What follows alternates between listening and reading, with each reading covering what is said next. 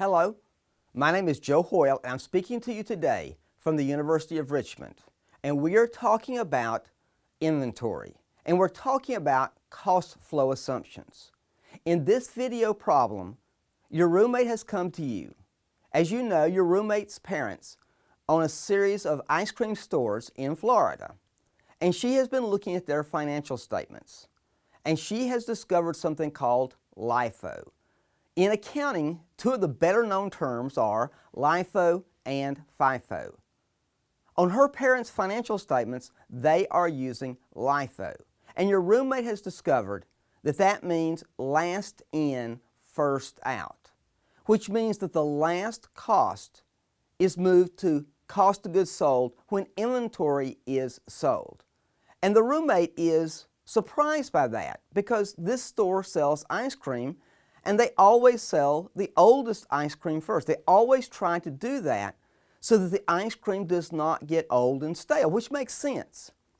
So when the roommate looks at the financial statements and see that they're using something called last in, first out, the roommate doesn't understand this and is curious. It's a natural curiosity. A lot of my own students ask the same question. So I always try to stress to them the word assumption, because I think that's the key to understanding cost flow assumptions. For example, let's assume that I own a clothing store and I have 3 blue shirts to sell. One costs $20, one costs $21, and one costs $22. I happen to buy them at different times and I happen to buy them at different cost. And I sell one. Now often if you sell something that's identical, ice cream for example, or a pack of chewing gum, you really don't know as a business person which one you sold. Did you sell the first one? Did you sell the middle one? Did you sell the last one?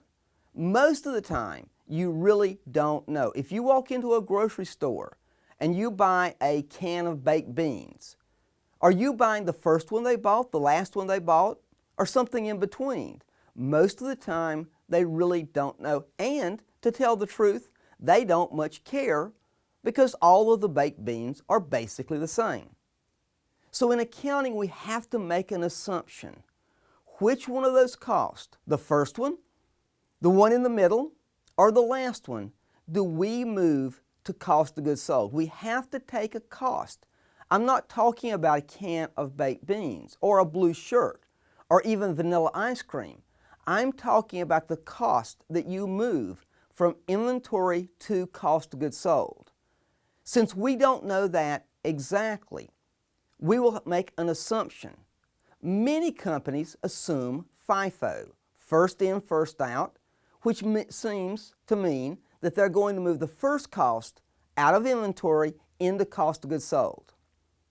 Other companies use some type of averaging, which means they'll use some kind of average cost to move from inventory to cost of goods sold. But many business people, like your roommate's parents, choose to assume LIFO, last in, first out. They select the last cost, the most recent cost, and they move that to inventory.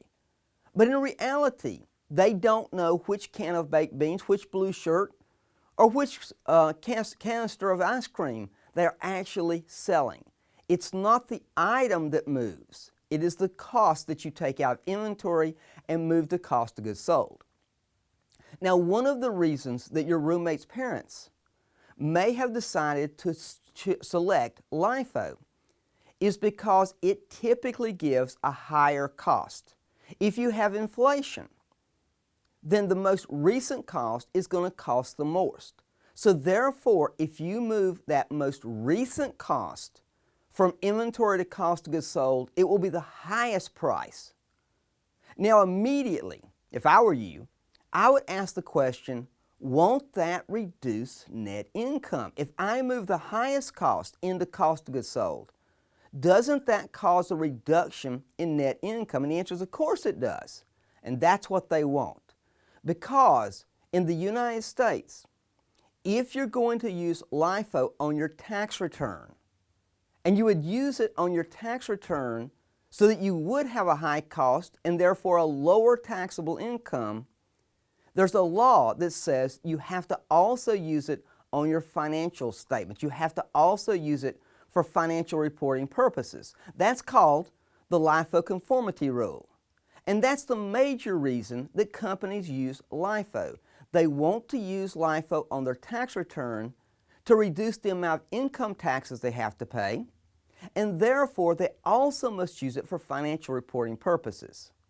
So if I were you, I would tell your roommate that the parents have probably selected LIFO to reduce their income taxes so they'll have more after-tax cash available.